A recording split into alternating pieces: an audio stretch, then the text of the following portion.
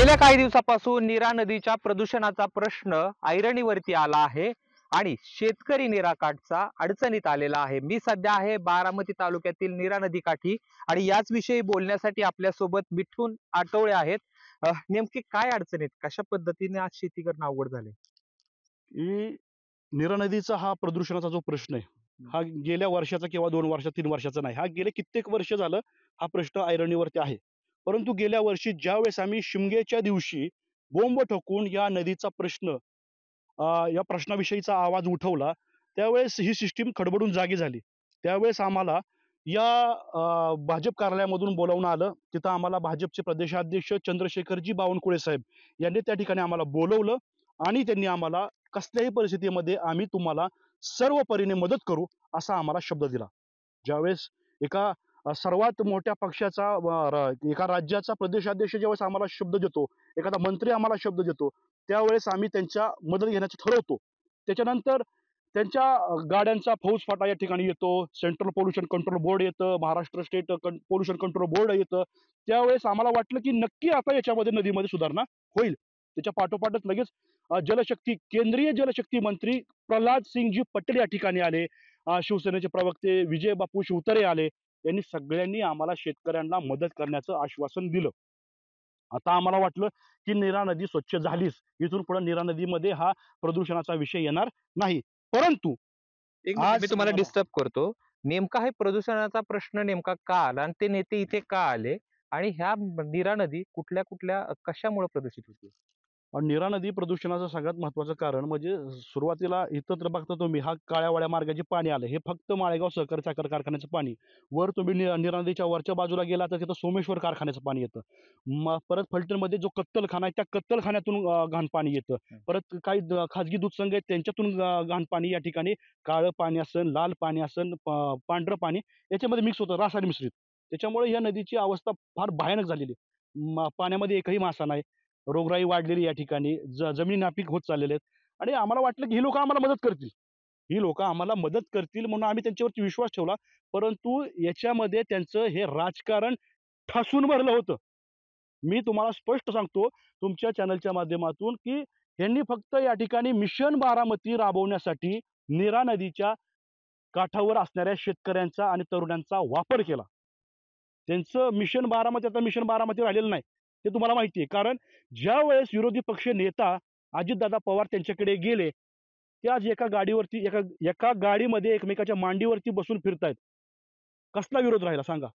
तेव्हापासून नीरा नदीचा प्रश्न यांनी जाग्यावरती थांबवलाय। माझ्याकडे आता महाराष्ट्र पोल्युशन कंट्रोल बोर्डचे रिपोर्ट आहेत। त्यांनी नदीवरती काय कार्यवाही केली याच्यामध्ये त्यांनी पण याच्यामध्ये जे नमुने आहेत सातारा प्रादेशिक मंडळाचे आणि पुणे प्रादेशिकचे, त्यावेळेस या दोन्ही रिपोर्टमध्ये तफावत दिसते आम्हाला। का दिसते अशी? त्यांच्याकडनं कार्यवाही का झाली नाही? ज्यावेळेस चंद्रशेखरजी बावनकुळे साहेब आलते त्यावेळेस आम्हाला त्यांच्या डोळ्यांमध्ये आशेचा किरण दिसला होता। पण ज्यावेळेस अजित नावाचा व्यक्ती त्यांच्याकडे आला त्यावेळेस आशाही गेली, त्या आशेचा पोरगा किरणही गेला आणि आमचा विश्वास तर त्यांनी चपलीने हाणला। मग मला प्रश्न विचारतात लोकं, आम्हाला विचारतात, गेल्या वेळेस मग संत्री मंत्री आली, मग ह्यांनी काय केलं? आम्ही लोकांना उत्तर काय द्यायचं? हाच प्रश्न तुमच्या माध्यमातून आम्ही त्यांना विचारतोय। तुम्ही काय केलं? तुम्ही काय केलं? नीरा नदीच्या प्रदूषणाचा विषय तुम्ही काय केलं? देवाभाऊंना सुद्धा आम्ही सांगितलं होतं की नीरा नरसिंहपूर तुमचं कुलदैवत आहे, हे पाणी तिथं तुमच्या देवाच्या चरणी जाते, याच पाण्याने, या काळ्या पाण्याने, कत्तलखान्याच्या लाल पाण्याने तुम्ही देवाला अभिषेक घालणार आहात का? त्यांना तर ह्या गोष्टी कळायला पाहिजे होत्या। शेतकरी आज मरायला लागलाय तरी शेतकऱ्याकडे कोण बघत नाही। विरोधी पक्ष आणि सरकार एक झालेलं आहे, त्याच्यामुळे लोकशाही धोक्यात आहे, हे आमचं ठाम मत आहे। आमचा वापर फक्त आणि फक्त राजकारणासाठी केला जातोय। मिशन बारामती आता मिशन बारामती राहिलेलं नाही, ती आता झिरो मशीन झाले आणि ती झिरो मशीन फक्त रेडकं आणि मसरं भाजरायची असते ना, तसली झालेली आहे। त्याच्यामुळं ह्यांनी लोकांचा आता इथून पुढे विश्वासघात करू नये। लोकांनी सुद्धा शहाणं व्हावं, आंदोलनं करावी, लोकशाहीच्या मार्गाने जावं आणि आपली नदी आपण वाचवावी लागणार आहे, ही गोष्ट लक्षात ज्या ठेवा। वेळेस या ठिकाणी मंत्र्यांचे दौरे झाले, सत्ताधारी असतील किंवा विरोधातले असतील, यांचे मंत्र्यांचे दौरे झाले, त्या प्रमाणात मोठ्या प्रमाणात लोक तुमच्या सोबत सहभागी झाली होती। मात्र आज तुम्ही एकटे पडलात का? 100% अहो काय होतंय, मंत्री-संत्री आले, आम्हाला वाटलं की खरंच आता हे बाबा आता आलेत म्हणल्यावरती आता एवढा गाजावाजा केलाय, एवढं पोलीस प्रोटेक्शनमध्ये त्यांनी सेंट्रल पोल्युशन कंट्रोल बोर्ड आणला होता आणि सगळं झाल्यानंतर आम्हाला वाटलं की ह्याच्यावरती तोडगा निघेल. म्हणून आम्ही लोकं आनंदी होतो बरं का. परंतु ह्यांनी विश्वासघात केला. हे बघा बारामतीची परिस्थिती तुम्हाला सांगायची झाली, तर त्या करा नदीवरती शेकडो कोटी रुपयांचं काम चालू आहे. जिला पावसाळ्यात कधी-कधी जरी पाणी असतं, तिथं नद्यांना घाट बांधण्याचं काम चाललंय. हा एक विश्वासघातच आहे ना. आणि जिथं पाणी त्याच्यामध्ये घाण. म्हणजे बारामतीच्या काही भागामध्ये लोकं दुष्काळ पडलाय, पाणी प्यायला नाही म्हणून तिथं उपोषणाला बसलेत. पाणी नाही म्हणून आणि इकडं पाणी आहे म्हणून आम्हाला बोंबलावं लागतंय. हे कुठेतरी मला वाटतंय चुकीचं आहे आणि लोकं त्याच्यामुळे आता लोकांमध्ये उदासीनता आलेली आहे, की सरकार आणि विरोधी पक्षनेता जर का गाडीमध्ये एका मांडीवरती बसून जात असेल, तर लोकांचा विश्वास राजकारणात लोकांवरती राहिलेला नाही.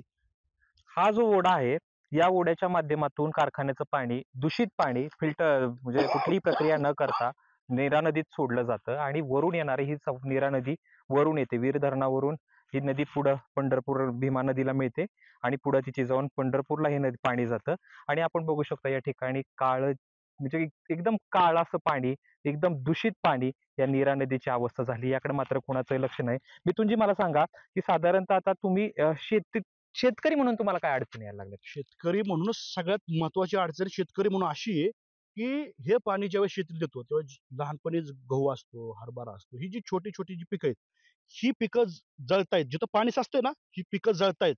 हे पाणी हापशामध्ये खाली उतरतंय, बोरवेलला उतरतंय, विहिरीला उतरतंय. हे पाणी लोकं, गुरं-ढोरं पितायत. आज रोगराईचं प्रमाण इकडे जास्त वाढलेलं आहे. लोकं बोलत नाहीत, परंतु काय कारण लोकांमध्ये आहे लोक न बोलण्याचं? अहो काय होतं सांगतो मला आता. कॅन्सरचं प्रमाण असं आहे, त्याच्यामध्ये विषय अनुवंशिकतेचा येतो. लोकांना वाटतं, की जर का आपण उघड जर केलं, तर उद्या आपल्या पोरांची, पोरींची लग्न राहिलेली आहेत. एक अनुवंशिकतेचा विषय असतो कॅन्सरसारख्या गोष्टींचा. लोकं घाबरतायत हो पुढे बोलायला. ज्यावेळेस केमोथेरपी करून ज्यावेळेस डोक्यावरची केस जातात ना, त्याच वेळेस कळायला लागले, की इथं या ठिकाणी ह्या-ह्या लोकांना असं-असं झालंय.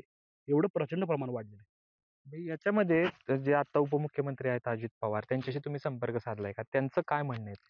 अजितदादांना गेल्या वर्षी शिमग्याच्या दिवशी बोंबलून आम्ही सांगितले, की दादा तुम्ही आम्हाला शब्द दिला होता, की जर का नीरा नदीचा प्रश्न जर का मार्गी लावला नाही, तर परत मी विधानसभेला मत मागायला येणार नाही असं तुम्ही म्हणला होता.